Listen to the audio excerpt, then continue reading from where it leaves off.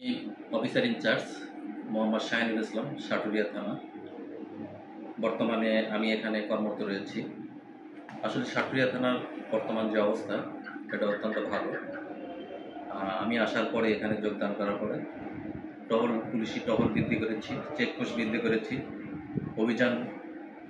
মাদক অভিযান পরিচালনা করা হচ্ছে। পাশাপাশি এলাকার জনগণের সচেতনতার জন্য বিভিন্ন শুক্রবারের দিন মসজিদে যে তাদেরকে সচেতনতামূলক বক্তব্য রাখি। অভিভাবক যারা আছে তাদেরকে বিভিন্ন দিক নির্দেশনা প্রদান করা হয় তাদের বাচ্চাদের সম্পর্কে। পাশাপাশি বিভিন্ন আমাদের এলাকায় যে গ্রাম পুলিশ আছে তাদেরকেও আইন শৃঙ্খলা রক্ষার জন্য বিভিন্ন ধরনের উদ্বুদ্ধ করা হয় এবং এলাকায় যারা ক্রাইম করে তাদেরকে চিহ্নিত করার জন্য সিসিটিভি ক্যামেরা যে বিল্ডিংয়ে বা যে কোনো প্রতিষ্ঠানে সিসিটিভি ক্যামেরা নেই, সেখানে সিসিটিভি ক্যামেরার জন্য উদ্বুদ্ধ করা হচ্ছে। এবং আমি যে কোনো জায়গাতে বলেছি যে কারো যদি কোনো ব্যক্তিগত সমস্যা থাকে, পারিবারিক সমস্যা থাকে, সেই সমস্যার জন্য সরাসরি আমার এখানে চলে আসবে এবং কোনো ব্যক্তির স্বার্থে বা কোনো ব্যক্তিকে সাথে নিয়ে এখানে আসার প্রয়োজন নাই। এখানে সমাজের যে কোনো রুট লেভেলের লোকজন এখানে আসবে সেবা নেওয়ার জন্য এবং সেই সেবা আমরা দিতে সর্বোত্তকরণের চেষ্টা করব।